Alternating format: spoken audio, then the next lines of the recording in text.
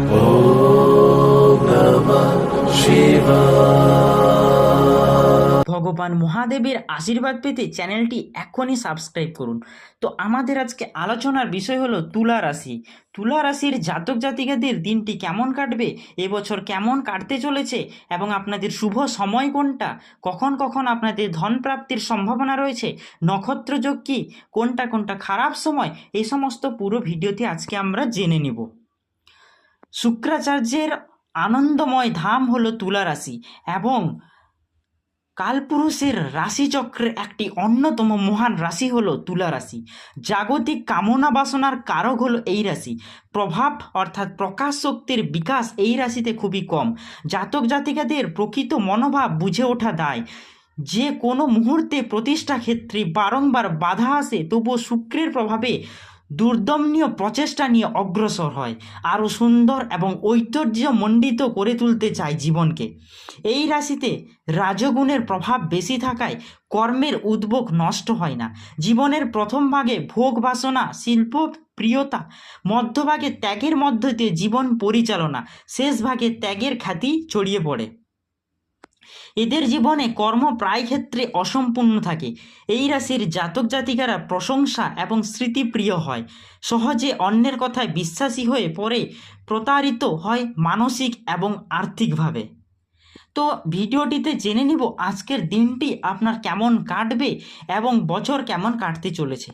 মানসিক চঞ্চলতা ও দুশ্চিন্তা বর্তমানে থাকলেও আয় আপনার খুবই বৃদ্ধি পাবে। কর্মক্ষেত্র মোটামুটি চলনসই। কোনো অনুষ্ঠানে আপনি অংশগ্রহণ করতে পারেন। আত্মীয়দের জন্য কিংবা শুভকর্মে অর্থ ব্যয় হবে। বন্ধু সান্নিধ্যে আজকে আপনার আনন্দ বৃদ্ধি হওয়ার যোগ আছে। বিরূপ সমালোচনার সম্মুখীন হবেন। কোনো আনন্দদায়ক সংবাদ লাভ আপনি আজকে করতে পারেন। হঠাৎ করে কোনো একটি ভালো চাকরির সম্ভাবনাও আপনার আসতে পারে। কারো কথা রক্ষার্থে কোথাও যেতে হবে। স্বাস্থ্য এবং পারিবারিক ব্যাপারে কোনো সমস্যা দেখা দিতে পারে। কারোর সঙ্গে নতুন পরিচয় এবং নিকট কারোর ব্যাপারে উদ্বেগ দেখা দিতে পারে। প্রেমিক প্রেমিকাদের মনোমালিন্য এবং ভুল বোঝাবুঝির সৃষ্টি হবে। প্রতিদিন সারাদিনের মাঝে মাঝে কিছুটা সময় ভালো থাকে, সেই সময়টা শুভ কাজের পক্ষে শুভদায়ক। সেই সময়ের মধ্যে শুভ কাজ করলে শুভ হবে একথা জোর দিয়ে বলা যায় না, কারণ বিভিন্ন রাশি, গ্রহ, নক্ষত্র ইত্যাদির উপর শুভ ফলের মাত্রা কম বেশি হয়ে থাকে। তবু কিছুটা শুভ ফল আশা করা যেতে পারে, যেমন অমৃত যোগ ও মহেন্দ্র যোগ। এই যোগে যে কোনো শুভ কাজে বেরোলে সাধারণভাবে শুভ ফলাফল হয়ে থাকে, যেমন চাকরির পরীক্ষা, কোথাও যাত্রা, কোনো শুভ কাজে যাওয়া, পরীক্ষা, বাড়ি বেচাকেনা ইত্যাদি যে কোনো এই কাজ অমৃত যোগ এবং মহেন্দ্র যোগ করলে শুভ ফল পাওয়া যেতে পারে। আর একটা হলো খারাপ লক্ষণ অর্থাৎ খারাপ যোগ, খারাপ সময়গুলি, সেটাকে আমরা প্রকাশ করতে পারি বারবেলা, কালবেলা এবং কালরাত্রি। এই সময় যে কোনো শুভ কাজ নিষ্ফলই হয়ে থাকে।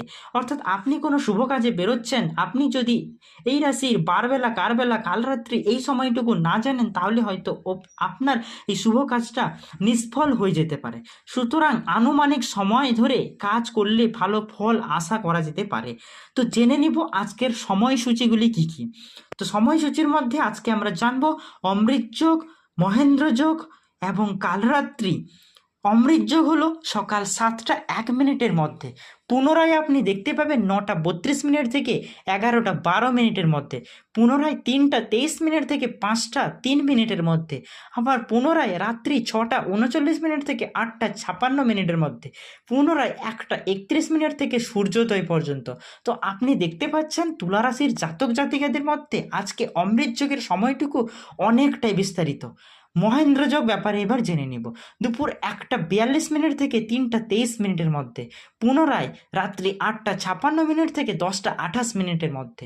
তো এই সময়টুকু আমি যে আপনাদের বললাম, এই সময়ের মধ্যে আপনি যে কোনো শুভ কাজ করুন, 99% ওটা ভালো ফল দেওয়ার চান্স রয়েছে।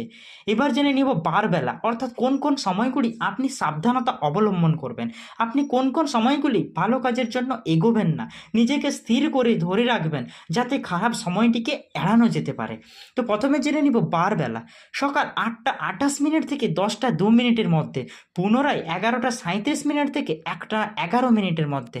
এবার জেনে নেব কাল রাত্রি, অর্থাৎ এই সময় আপনি তো কোনো কাজ করবেন না এমনই সিদ্ধান্ত নিয়ে নেবেন, এবং ওই সময় ধরে আপনি মনস্থির করে ঘরেই বসে থাকবেন এবং মহাদেবকে ডাকতে থাকবেন। কাল রাত্রি সময়টুকু জেনে নিব 2:27 থেকে 3:53 মধ্যে। এখানে যে প্রতিশ্রুতিগুলি রাশি অনুযায়ী করা হলো তা শুধুমাত্র 1 বছরের জন্য। প্রতিকালগুলি আমার মন গড়া কোনো কথা নয়। বিভিন্ন সময়ে ভারতের নানা প্রান্তে ভ্রমণকালীন পথচলিত সাধু সঙ্গ এবং লোক কল্যাণে সাধুদের বলা প্রতিকারগুলি এখানে করা হলো। কি করলে আপনি একটু ভালো থাকবেন, তো জেনে নেওয়া যাক আপনি কোন কোন পথ অবলম্বন করলে বা কি অবলম্বন করলে আপনার এই বছরটি, এই দিনটি, এই মাসটি খুব ভালো হতে চলেছে। সারাটা বছর হাজার হাজার কাজের মধ্যে সকাল থেকে রাতের মধ্যে প্রতিষ্ঠিত শনি মন্দিরে সাদা বাতাসা দিন, সাদা ফুলের মালা আর যা মন চায় দক্ষিণা দিয়ে শনিদেবের পুজো দিলে সারা বছর অনেক দুর্ভোগের হাত থেকে আপনি রক্ষা পাবেন। এবার জেনে নিব কী রঙের পোশাক পরবেন যাতে আপনার অর্থাৎ তুলা রাশির জাতক জাতিকাদের জন্য খুব শুভ হতে চলেছে। হালকা লাল, গোলাপি, সাদা, উজ্জ্বল হালকা আকাশী পোশাক দেহ মনকে আনন্দ এবং অধিকাংশ কাজে আপনাকে সফলতা এবং সম্মান এনে দিবে। আরও ভালো হয় ঘরবাড়ি পাতিলেবু রং করলে, অর্থাৎ এই সময় আর অথবা এই বছরে যদি আপনি তুলা রাশির অধিকারী হয়ে থাকেন, তাহলে আপনি যদি ঘরবাড়ি করার সিদ্ধান্ত নিয়ে থাকেন তাহলে ওটি পাতিলেবু রং করার চেষ্টা করবেন। এবার ব্যক্তিগত রাশি অনুসারে ফল কতটা মিলবে সে বিষয়টি খুলে বলা যাক। এখানে যে ফলাফল লেখা হয় তা একেবারেই হলো অনুমান ভিত্তিক। নক্ষত্রভেদে এক এক জাতক জাতিকার মানসিক গঠন, চিন্তাভাবনা, চারিত্রিক বৈশিষ্ট্য, জীবন প্রবাহ এক এক রকমের হয়ে থাকে। এর সঙ্গে থাকে জন্মকালীন রাশিচক্রের শুভাশুভ গ্রহের অবস্থান। রাশি এক হলেও নক্ষত্রভেদে ফলাফলের তারতম্যটাই স্বাভাবিক। তো আজকে আমরা ভিডিওটি এখানেই শেষ করব।